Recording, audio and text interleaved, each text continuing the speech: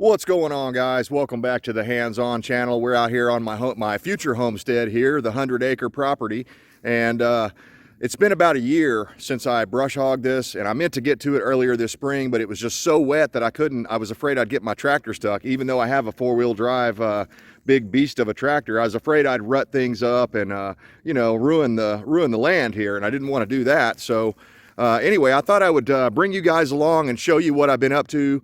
I haven't really talked about the things I've been doing over here on the homestead, but for basically the past week and a half, I've been over here with my Mahindra. Man, this thing is a beast. It's a Mahindra 4025. I believe it's about a 42 horsepower, four-wheel drive utility type tractor. And I've got a 5-foot, I would say it's a medium duty, not a heavy duty. They make some thicker ones that are probably a little tougher for the kind of work that I'm doing. But you can see here, we've got just tons and tons of these. You can see the ones where I've already gone over these, obviously, and I'll have to go over them again just to knock these little sticks down. But they're basically, I would say none of them are bigger than the diameter of your thumb at the biggest, and the vast majority of them are about the size of your pinky.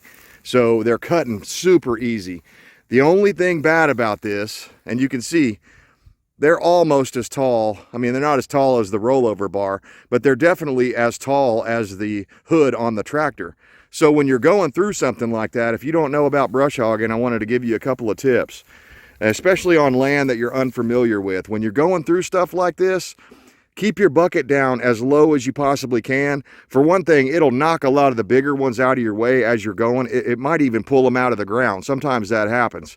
But the main thing is if you come across like a fawn or something like that that's hiding out in here, it gives it an opportunity to hit that fawn, and maybe it'll scurry it out of the way. Because I've heard horror stories about farmers going along, and you know how deer get caught in the headlights? Well, they get so petrified and scared, they just freeze up, and they will let you brush hog over the top of them. So you have to be really cautious about that. If you're like me and you care about wildlife and stuff, you're going to want to pay attention to that. But keep your bucket down pretty low.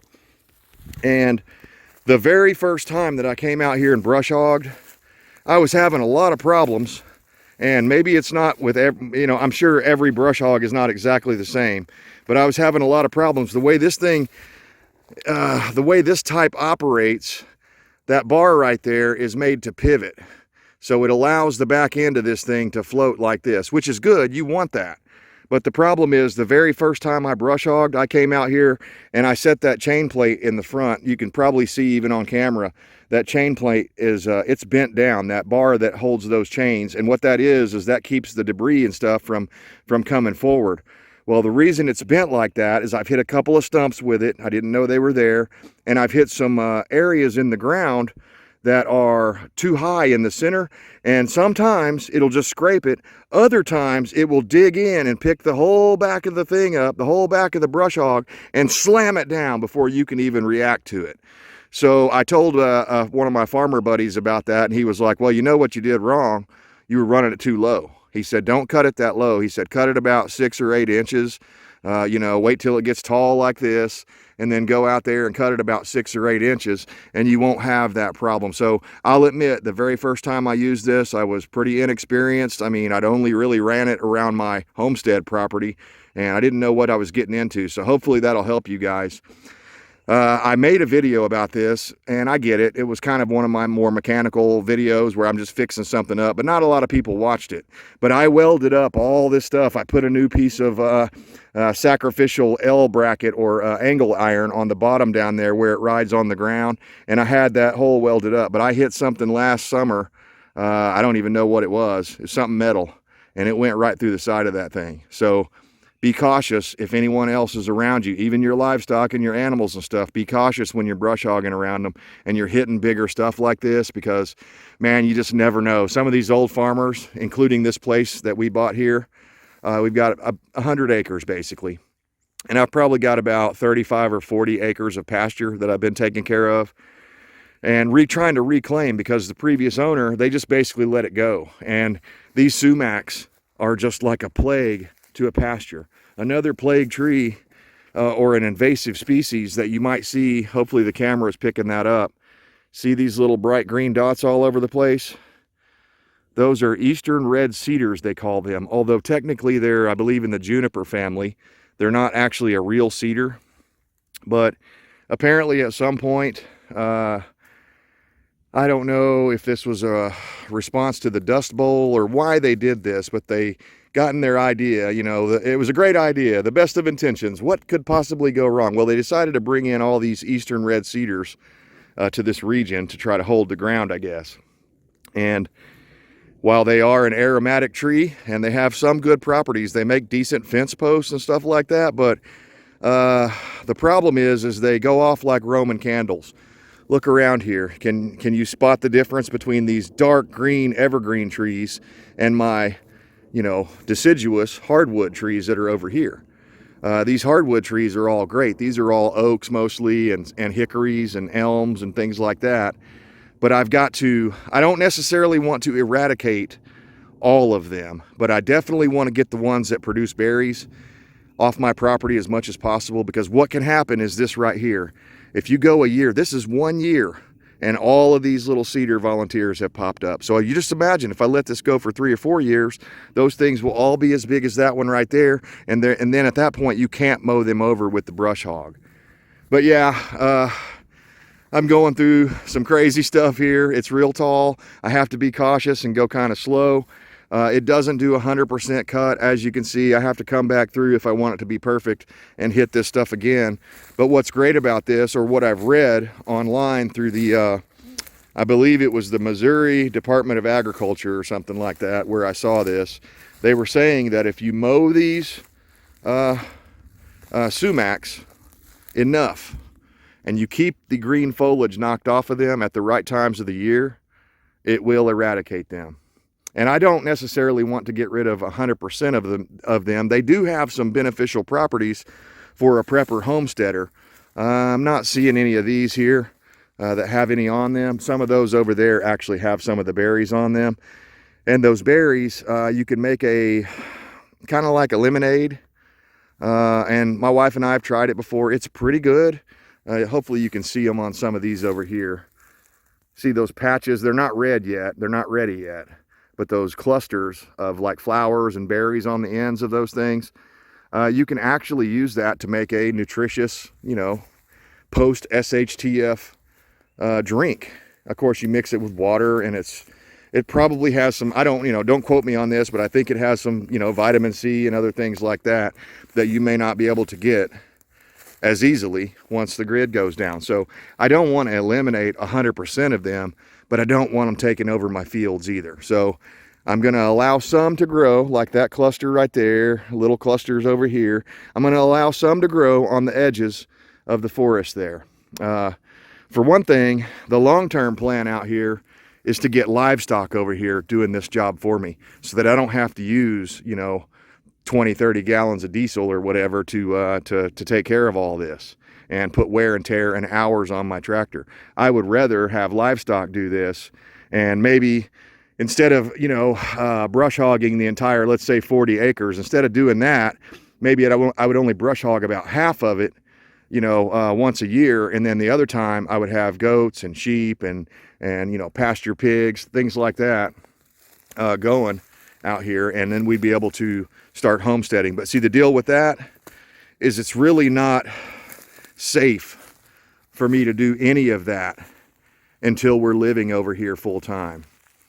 So that's why I have to keep brush hogging until we're over here full time and I have proper fencing. But this pasture right here, all in all, it's probably about 7 to maybe 10 acres, because it actually goes around this direction too, behind these trees over here, and opens back up. But yeah, I can just visualize, I don't know, maybe a half a dozen separated paddocks out here. Or maybe I'll use that Premier One electric netting stuff, and I'll just move my goats and my sheep. I'll just rotate them down. Maybe first week I let them go over there, and they'll eat these sumacs. They'll eat them up, man. Poison ivy, one of the most terrible plants that you can come in contact with out here. Goats will tear them up. A lot of these woods here, my end goal is to have them the goats come in and browse those woods up higher where I can see through there, for one thing. It'll clear out the poison ivy. It'll clear out a lot of the sumacs and the undesirable trees. They'll eat cedar, the cedar trees, the little small ones like that one you see over there. Goats, it's actually a natural dewormer for goats. So you want your goats to have some cedars. So what I'm trying to do now is I'm trying to reclaim as much pasture as I can with the Mahindra. And I told my wife, I think we're going to have to do it. We're going to have to brush hog twice a year. Otherwise, we're going to end up with this every single year. You know, that's about 1 year's growth. And that's just amazing. They're a fast growing little shrubby type tree. They're not 100% useless because you can make some, you know, homestead brew off of that, you know, some sumac lemonade type stuff. And we've tried it. It's delicious, you know, so that's great. But you don't need an entire pasture full of them. So that's what I've been out here working on, guys. Oh, I wanted to tell you this one other thing. It was wild, man. Like 2 or 3 nights ago, it was late evening. And I know it was late evening because I had just pulled my sunglasses off and put them up here on my hat because I couldn't see anymore with the sunglasses on. I had just turned the lights on the Mahindra. So I'd flipped the light switch on over here on the Mahindra. I had a little bit of light. I was, you know, the sun was going down rapidly. I was trying to get this last little bit redone. I was actually going over and redoing a section kind of like this where I showed these long pieces that didn't get chopped up all the way. I was redoing some of that and I was going back and forth in a pretty small area. Suddenly out of nowhere, boom, I get tagged by something on my knuckle. I don't know if the mark is still there, but on one of my knuckles here, I got tagged and I was like, oh shit, that was a bee or a yellow jacket or a wasp or something. And then boom, I got tagged again.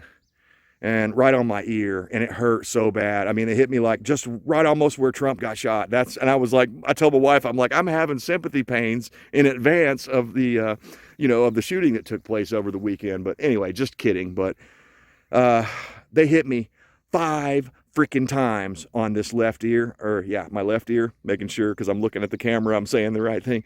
Anyway, all I could do, I was brush hogging. I had the tractor running. It's a process to shut down the brush hog implement. On this thing, you have to push the clutch all the way in and disengage the PTO lever. And pretty much you come to a stop when that happens. Well, I wasn't about to stop. So I somehow, miraculously, on the go, reached down and shifted from 2 to 4. I just put it in 4 high, although I was in low range because I'd been mowing and brush hogging. So to switch it into high range, I would have had to completely come to a stop again, and I wasn't about to give them more opportunity to dig in their stingers into me.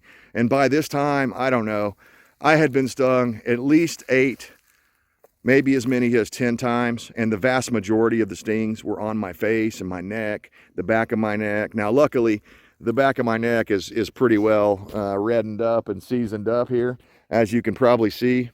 I'm a real redneck. So I didn't have a lot of feeling back there. They hit me 2 or 3 times on the back of my neck. But man, those ones on the ears, I mean, it sent me running. And I was hauling ass as fast as I could go. 4th gear, the blades were still running. I was just like bouncing along, trying to get the hell out of there. And finally I did. Oh, the other thing I did was I pulled off my hat, right? I pulled off my hat and I was going like this as much as I could. I did it to the point where my hat was so wrinkled up and twisted and stuff, I didn't think I'd be able to get it back on my head. But remember, I said I put my glasses on the brim of my hat. It was reactionary. I immediately grabbed my hat. I didn't know the glasses were on there, and I started whipping it around, right? Well, my glasses, I see them fall down right in front of the brush hog as I'm going and trying to get it in gear and all this shit. And I'm like, oh man, I ruined these glasses for sure. But somehow they went through the brush cutter and I found them the next day. But even then, when I was tiptoeing around the field, I was nervous as could be because, man, I don't like getting stung by bees, although I'm not, you know, severely allergic to them or anything. It just hurts like hell. And man, I don't know if it's just getting older or what, but used to be, I'd get a bee sting and like a couple hours later, I was completely over it. But this thing, I couldn't sleep on my left side, on my left ear for like 2 or 3 days. And it's still to this day, and this was like 4 or 5 days ago now, it's still sore. I mean, they nailed me good. So guys, cautionary tale, if you're gonna be out hogging, be really careful. don't spend too much time in one spot. Keep moving, because the first time I went through, they didn't have enough time to triangulate me. But once they triangulate you, they put those pheromones out or whatever, and then all the rest come. It was horrible. So I'm sure, I wish I had some video of it, because I'm sure it would have been hilarious watching me haul ass across the field. But anyway, I'm avoiding the inevitable talking to you guys, so I'm going to cut it off here. I appreciate all you guys that tune in, watch all my different videos. I know sometimes we're all over the place. If you tune in just for the survival scenario videos, stay tuned. I've got some more ideas coming. We're not giving up on that one I just did, 2025. We're not going to give up on that, even though crazy things have come along. And in fact, I may incorporate that into the lessons that are coming. My intention with that is to try to get it to where I can, show different things that people haven't thought about. And maybe that'll get them energized to go out and do more prepping, and just to think about their own scenarios, how they would react. Maybe they're not a person or a married person with no kids or anything like myself, although we do have a kid. She's an adult and she's on her own now. Maybe you have a family of 4 or 5 kids that are young and depending on you for survival. That's a totally different situation, and you need to be preparing for that, especially as wild as everything is getting. But anyway, I've avoided the inevitable long enough. Appreciate you guys tuning in. As always, I stand for liberty and mowed pastures. I hope you do too.